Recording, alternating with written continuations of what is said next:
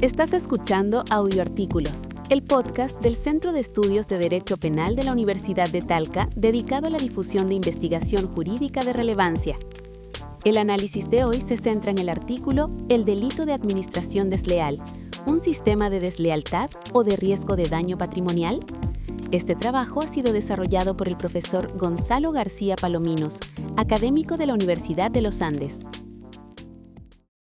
Bueno, arrancamos con este análisis a fondo planteando una de esas fronteras que sinceramente resulta fascinante por lo invisible que es en el día a día. Totalmente invisible. A ver, ¿dónde se traza exactamente la línea entre hacer un mal negocio, pasar por una mala racha financiera y cometer un delito de cuello blanco que te puede llevar directo a prisión? Es la gran pregunta. Y es una línea que sostiene todo el entramado de nuestro sistema económico, pero a simple vista parece imposible de definir. Imposible y a la vez completamente necesaria. Exacto. Así que para explorar este enigma, hoy nos sumergimos en las páginas de un artículo académico titulado El delito de administración desleal, un sistema de deslealtad o de riesgo de daño patrimonial. Un título denso, pero muy revelador. Muy revelador, sí. Es un texto escrito por el experto en Derecho Penal Gonzalo García Palominos y se publicó en la revista Política Criminal en diciembre de 2025. Sí. Y bueno, es un documento súper riguroso que intenta poner un poco de orden en uno de los rincones más caóticos del mundo corporativo moderno. Y fíjate que el objetivo de nuestra inmersión de hoy es precisamente desentrañar cómo el derecho penal intenta lidiar con estas inmensas zonas grises del mundo de los negocios. Que no son pocas. No, que va, hay muchísimas. Nuestra misión aquí es entender por qué delegar el control de la pasta, del dinero, a un tercero es de las actividades más peligrosas que existen desde una perspectiva legal. Ya. Y claro, cómo la justicia intenta diferenciar lo que sería, pues, una simple negligencia civil o un error de cálculo garrafal de un acto criminal real de administración desleal. Claro. Todo esto basándonos en los argumentos que da el autor sobre conceptos interesantísimos como la lealtad, la asunción de riesgos empresariales y la confianza organizativa. Pues para empezar a dimensionar el problema, el texto plantea un contraste inicial que yo creo que pone las cosas muy en perspectiva. A ver, Pensemos en lo siguiente. Si alguien asume un riesgo temerario con la vida de otra persona, por ejemplo, conduciendo a una velocidad absurda por una zona escolar. eso es, el derecho penal ahí interviene de inmediato. Tenemos figuras clarísimas como el homicidio imprudente o la conducción temeraria. Efectivamente. Pero claro, ¿qué ocurre cuando el riesgo se toma con el dinero de otra persona? Porque los bienes económicos son, según la definición del autor, puramente instrumentales. Y llegaramente no reciban el mismo tratamiento jurídico. Esa distinción es fundamental. Ya, en términos muy sencillos, el derecho penal entiende que destruir o arriesgar patrimonio no es algo moralmente reprobable por sí mismo. O sea que no tiene un desvalor social. Exacto, por usar la terminología más técnica, no tiene desvalor social per se. Y esto ocurre porque el libre mercado y el capitalismo necesitan imperiosamente que las personas y las empresas asuman riesgos. Para generar riqueza. Claro. Si el derecho penal interviniera con amenazas de cárcel cada vez que una inversión se vuelve arriesgada o sale mal, el sistema económico simplemente se paralizaría por completo. ¿Nadie abriría una empresa? Nadie invertiría en innovación. El dinero y los bienes patrimoniales existen para ser transados, invertidos y en muchas ocasiones inevitablemente perdidos en la competencia del mercado. A ver, espera, déjame hacer de abogada del diablo por un momento. Adelante. Si un equipo directivo toma una decisión nefasta, lanza un producto sin ningún sentido y hace perder millones a los accionistas o a los inversores, no es normal que la sociedad exija un castigo penal. ¿Es la reacción natural? Claro, porque suena increíblemente frustrante que eso se considere simplemente un riesgo aceptable y que esos directivos se vayan a casa sin más consecuencias que quizás perder su empleo. Es una frustración muy común y comprensible, pero ahí es justo donde entra el concepto de la zona gris que explora el artículo. ¿Vale? En los negocios, generar un riesgo de pérdida no solo es legítimo, es que es el trabajo diario de cualquier junta de accionistas. Literalmente, su trabajo. Eso es. La simple frustración de una expectativa económica no puede ser un delito, y aquí es donde los expertos legales debaten acaloradamente. El artículo detalla 3 posturas principales sobre cómo la ley debería abordar este problema. Vale, vamos a desglosar esto porque ayuda mucho a entender el rompecabezas. Pues la primera es el modelo de no lesionar. Que suena bastante directo. Lo es. Quienes defienden esta postura sugieren que la administración desleal debería castigarse siempre que se cause un daño patrimonial desde dentro de la estructura empresarial. Básicamente, si pierdes el dinero eres culpable. Exactamente. Daño igual a castigo. Luego la segunda postura es el modelo de velar por el patrimonio. ¿Y este qué dice? Argumenta que el castigo penal solo debe aplicarse cuando el administrador incumple las normas procedimentales.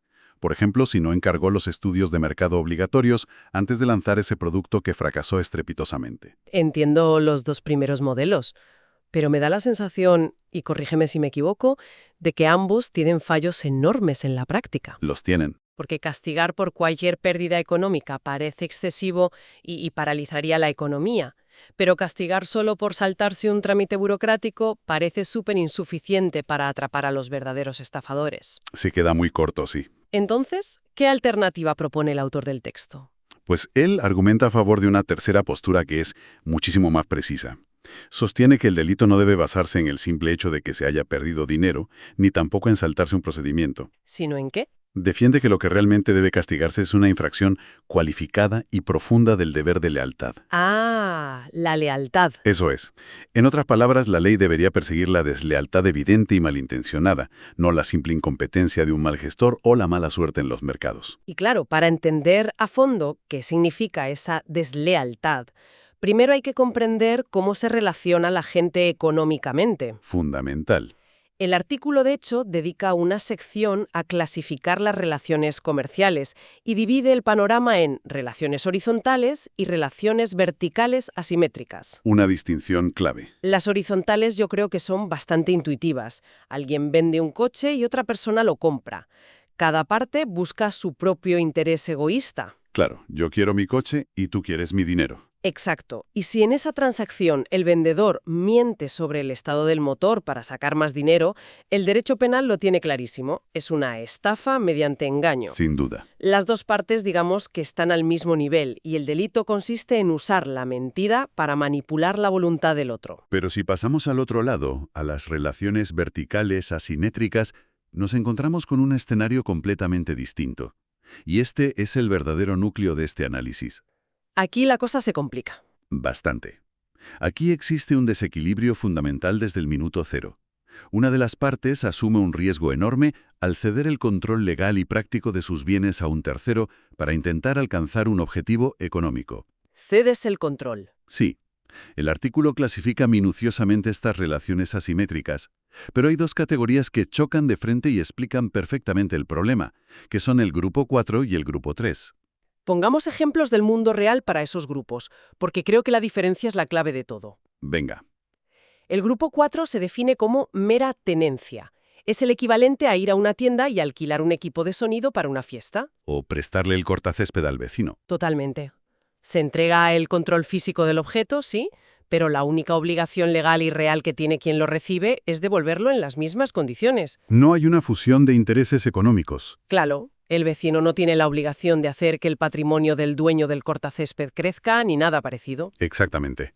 En ese grupo 4, el riesgo se limita a que el objeto no se devuelva o se rompa. Sin embargo, el grupo 3 es un universo totalmente distinto. Es donde operan los negocios de confianza institucional o fiduciaria. Palabras mayores. Aquí no hablamos de prestar un objeto físico. En el grupo 3, el dueño del dinero delega en un tercero la gestión activa, la custodia y la salvaguarda de un patrimonio entero. O sea, estamos hablando de la persona que gestiona un fondo de pensiones. O del consejo de administración de una gran multinacional. Fíjate que hay una frase en el texto que define este salto y que a mí me resultó un momento de revelación total. Sí. El autor señala que la administración desleal no ocurre simplemente por prestar algo y que la cosa salga mal. Ocurre cuando el titular permite que un tercero se inserte en su esfera de organización patrimonial. Esa es la clave, la esfera organizativa. Es una imagen mental muy potente. Es la diferencia entre prestarle el coche a un conocido por una tarde frente a darle a un desconocido las contraseñas de todas tus cuentas bancarias para que gestione una hipoteca y negocie deudas en representación de una familia. El nivel de sudor frío y de vulnerabilidad es abismalmente distinto. Totalmente. Y esa vulnerabilidad es el punto de inflexión. Al ceder esa esfera organizativa completa, surge automáticamente un deber especial, que no existe cuando simplemente alquilas un equipo de sonido. El famoso deber de lealtad. Ante de los intereses del dueño. Por ese motivo, traicionar esa confianza específica tiene un potencial destructivo tan grande que requiere una herramienta del derecho penal completamente distinta a la de un simple incumplimiento de contrato civil. Y todo esto me lleva a una confusión que vemos constantemente en los telediarios y que, la verdad, el artículo aclara muy bien. ¿Cuál? A menudo, cuando un medio de comunicación informa que un directivo ha arruinado a su empresa desviando fondos, el titular suele ser acusado de apropiación indebida. Sí, es un clásico. Se asume que robar desde dentro de una corporación es siempre apropiación indebida. Pero el texto dice que no es así para nada. Es un error conceptual muy extendido, incluso a veces entre profesionales del derecho, ojo. García Palominos desmiente esta confusión basándose en lo que él denomina niveles de valoración. A ver, ¿cómo es eso? Pues la apropiación indebida opera en lo que llamaríamos el nivel 1. Nivel 1, vale. Este nivel se enfoca puramente en lo físico, en recibir bienes específicos, ya sea dinero en efectivo o mercancías identificables, y comportarse ilegítimamente como si fueras el dueño, negando que pertenezcan a otro. Ponme un ejemplo visual. Imagina un empleado de una gasolinera que recibe el dinero de la caja registradora para ingresarlo en el banco, pero decide usarlo para comprarse un billete de avión comportándose como el señor y dueño de esos billetes físicos. Se lo queda directamente. Eso es apropiación indebida. O sea que el nivel 1 se centra en el objeto material. Se castiga el hecho de agarrar la pasta y arrogarse el papel de propietario absoluto. Exacto. Pero claro, ¿qué pasa con la administración desleal? Porque, según entiendo, un directivo podría hacer perder millones a su empresa y cometer un delito gravísimo sin haber tocado un solo billete físico con sus propias manos. Absolutamente. Y por eso la administración desleal opera en el nivel 2 de valoración. Vale. No tiene nada que ver con meter la mano en una caja fuerte. Se trata de vulnerar un estatus de confianza institucional. El delito castiga el abuso del rol que se le ha otorgado a esa persona sobre un patrimonio global. Ya entiendo. Imagina un administrador que decide vender un edificio propiedad de la empresa a un precio ridículamente bajo, a una sociedad fantasma que pertenece a su propio hermano. Un clásico también. Pues el administrador no se ha metido físicamente el edificio en el bolsillo, ni ha cogido billetes de la caja. Pero al tomar esa decisión, motivada por un conflicto de interés personal, ha destruido el patrimonio desde dentro de su esfera de poder. La esencia del delito es la deslealtad en el cargo. Efectivamente, no la apropiación de un objeto. Ahora, dando un paso atrás y mirando cómo el resto del mundo intenta legislar esto, el panorama internacional que pinta el artículo es bastante turbulento. Muy turbulento. Se dedica un espacio considerable a comparar diferentes modelos, haciendo especial hincapié en Europa, concretamente en los casos de Alemania y España. Sí, el autor analiza en profundidad el modelo alemán, que está tipificado en el parágrafo 266 de su Código Penal, y el modelo español, recogido en el artículo 252. ¿Y cómo los define? Los califica como modelos amplios o basados en cláusulas difusas. Difusas. Sí, Esto quiere decir que la redacción de las leyes en estos países es extremadamente general. En lugar de detallar conductas exactas, castigan conceptos abstractos como la simple infidelidad hacia el patrimonio administrado. o el genérico hecho de excederse en el ejercicio de las facultades de administración, ¿no? Eso es. A primera vista, redactar una ley de forma amplia suena útil para los fiscales. Es como lanzar una red muy grande para asegurarte de atrapar a todos los estafadores. Parece buena idea en papel. Pero el artículo advierte que este enfoque tiene un peligro devastador en el mundo real. Al usar palabras tan subjetivas como infidelidad, se corre el riesgo de que los tribunales acaben criminalizando decisiones empresariales que, aunque arriesgadas, son perfectamente legales y necesarias. Ese es el gran talón de Aquiles de los modelos amplios. Ya. Se le traslada al juez una responsabilidad que no debería tener, la de decidir desde su despacho qué es un riesgo de mercado tolerable y qué es un delito de cárcel. Madre mía. Y lo peor es que el juez hace este análisis a toro pasado, cuando el desastre ya ha ocurrido. Claro, lo que se conoce como un análisis ex post. Exacto. Es muy fácil decir que una inversión era una locura 5 años después de que la burbuja haya estallado. El texto menciona, de hecho, un episodio histórico en Alemania que ilustra perfectamente el caos que puede generar una ley mal definida. Es un caso fascinante. En Alemania, el delito de infidelidad, el famoso Untreue, llegó a interpretarse de una forma tan laxa por parte de los tribunales inferiores que casi cualquier resultado que generara una desventaja económica para una empresa estaba siendo investigado como un posible delito penal. ¡Qué locura! Siempre que se pudiera argumentar que el directivo había sido un poco descuidado en su gestión. Imagina el terror absoluto en el tejido empresarial. El efecto paralizante en la economía tuvo que ser brutal. Nadie quería aprobar nada. Los directivos tenían miedo de aprobar cualquier proyecto innovador por pánico a terminar en prisión si el proyecto fracasaba. Lógico. La situación se descontroló tanto que el Tribunal Constitucional alemán tuvo que intervenir directamente. Tuvieron que frenarles. Tuvieron que exigir a los jueces que pararan y dejaran de desfigurar el delito, recordando que el objetivo de la ley era castigar la defraudación maliciosa de la confianza, no penalizar la mala suerte comercial o la simple torpeza corporativa. Menudo lío. Tener al Tribunal Constitucional frenando a los jueces para que no paralicen la economía de un país entero demuestra lo volátil que es esta zona gris de la que hablábamos. Totalmente. Y esto nos lleva a la propuesta que el artículo defiende como solución. Y aquí es donde la cosa se pone realmente interesante. A ver. El modelo adoptado en Chile. El texto analiza cómo el artículo 470, número 11, del Código Penal chileno intenta blindarse contra esta ambigüedad europea, estableciendo lo que el autor llama un sistema estricto de deslealtad. Se le denomina estricto porque levanta muros muy altos antes de permitir que el derecho penal entre por la puerta de una empresa. Ya. El argumento central es que este modelo no castiga el simple riesgo, ni siquiera la negligencia corporativa grave. Problemas que, según el autor, deberían resolverse despidiendo al directivo, ¿no? O mediante demandas civiles por daños y perjuicios. El modelo chileno exige dos cosas innegociables para ir por la vía penal. Primero, que la persona esté institucionalmente a cargo del patrimonio. Y segundo, que cometa una deslealtad específica mediante dos modalidades muy tasadas. El abuso y la infidelidad. Esas son. Vamos a desglosar el abuso primero, que parece la parte un poco más matemática de la ecuación. Sí, es más objetiva. Según el artículo, el abuso se da cuando el administrador simplemente excede los poderes jurídicos formales que se le han otorgado. Es decir, si el Consejo de Administración le da a un directivo poderes para firmar contratos por un máximo de 1 millón de euros y el directivo por su cuenta firma uno de 20 millones comprometiendo la empresa, pues está abusando de sus facultades documentadas. Ha cruzado una línea roja muy clara. De cajón. Correcto. El abuso es más fácil de probar porque se basa en límites legales o estatutarios evidentes. El problema histórico siempre ha estado en la segunda modalidad. ¿La infidelidad? Eso es, que es donde los modelos alemán y español tropezaban constantemente.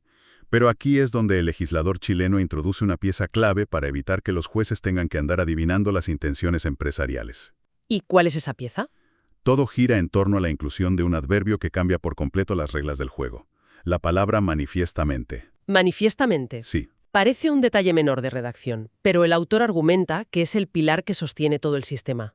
La ley exige que la acción del administrador sea de un modo manifiestamente contrario al interés del titular del patrimonio. Exacto. No basta con que una decisión resulte ser un poco perjudicial o que vista con la perspectiva del tiempo parezca una mala idea. Tiene que ser una barbaridad desde el principio. García Palomino sostiene que la inclusión de esta palabra tiene el efecto quirúrgico de eliminar la zona gris por completo. El sistema requiere que se haga una evaluación ex ante, y esto es crucial. Antes de que pase nada. Significa evaluar la decisión con la información que había sobre la mesa en el segundo exacto en que se tomó, antes de saber si el mercado iba a subir o bajar.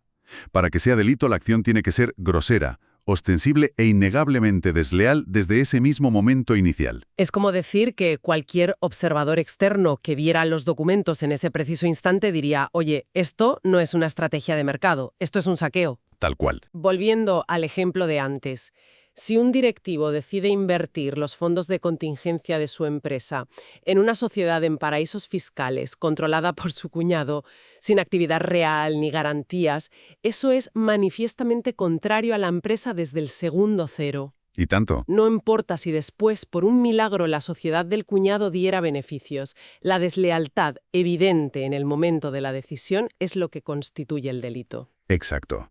Y lo más importante de esta evaluación previa es que protege al ecosistema empresarial, protege al directivo honesto que toma una decisión agresiva asumiendo un riesgo propio del sector, yo qué sé, tecnológico o financiero, y que simplemente fracasa porque el mercado cambia. Claro, protege la innovación. El autor concluye que este sistema estricto entiende que la cárcel debe ser el último recurso absoluto. Solo debe aplicarse cuando la lealtad fiduciaria se ha roto de una manera tan burda que no admite ninguna justificación económica posible. Llegados a este punto, la gran pregunta para quien nos escucha es ¿por qué resulta vital que cualquiera entienda este debate jurídico, incluso si no pisa un tribunal en su vida? Es una buena pregunta. Para cualquier persona que tenga dinero metido en un fondo de pensiones, que confíe sus ahorros a una entidad financiera o que invierta una pequeña parte de su sueldo en acciones, esto es el pan de cada día. Vivimos en un sistema donde delegar es la norma. Es que constantemente estamos inmersos en redes de confianza institucional. Sí. Cada vez que alguien participa en la economía moderna, está cediendo parte de su organización patrimonial a otra entidad con la esperanza de que actúen con lealtad. Y por eso, comprender que las leyes están diseñadas para proteger no solo contra el atraco tradicional de toda la vida, sino contra la deslealtad institucional profunda, es una herramienta ciudadana fundamental. Totalmente de acuerdo. Conocer las reglas del juego permite exigir responsabilidades reales cuando hay un engaño malicioso y al mismo tiempo entender por qué el sistema permite cierto nivel de riesgo sin criminalizar el fracaso. Porque sin ese equilibrio de confianza y riesgo, la economía moderna simplemente no existiría. Y para cerrar, si conectamos todo este análisis sobre la lealtad y la confianza fiduciaria con el horizonte que tenemos justo delante, surge una pregunta verdaderamente provocadora. Uy, a ver. Durante todo este recorrido hemos visto que la línea penal se basa en evaluar si una decisión humana fue manifiestamente desleal, buscando la traición y la mala intención en el momento de actuar. Sí, la intención humana. Pero ¿qué va a pasar en el futuro inmediato con la irrupción de la inteligencia artificial en el sector financiero? Ostras, fíjate, ese es un escenario que ya está llamando a la puerta. Hoy en día, volúmenes gigantescos de capital están siendo gestionados por algoritmos autónomos. Si un sistema de trading algorítmico o una inteligencia artificial a la que le hemos cedido por completo la gestión de un fondo de pensiones toma una decisión anómala. Incomprensible para un humano. Exacto, que termina arruinando el patrimonio de miles de personas. ¿Puede una línea de código cometer una deslealtad manifiesta? Buf, vaya pregunta. ¿O acaso toda esta compleja legislación que hemos analizado hoy, construida durante siglos sobre la base de la intencionalidad humana y la moralidad fiduciaria, está destinada a quedarse obsoleta cuando quien toma la decisión ya no respira? ¡Qué panorama! Es un abismo jurídico que inevitablemente los legisladores van a tener que mirar de frente muy pronto. Dejar en manos de una máquina conceptos tan intrínsecamente humanos como la lealtad corporativa y la traición a la confianza es una perspectiva que invita a darle muchísimas vueltas, desde luego. Ya te digo. Pues con esta reflexión tan potente cerramos nuestro análisis de hoy sobre los límites del riesgo empresarial y la ley. Nos despedimos por ahora, esperando que esta inmersión profunda haya aportado algo de claridad sobre las reglas invisibles que rigen el dinero que movemos cada día.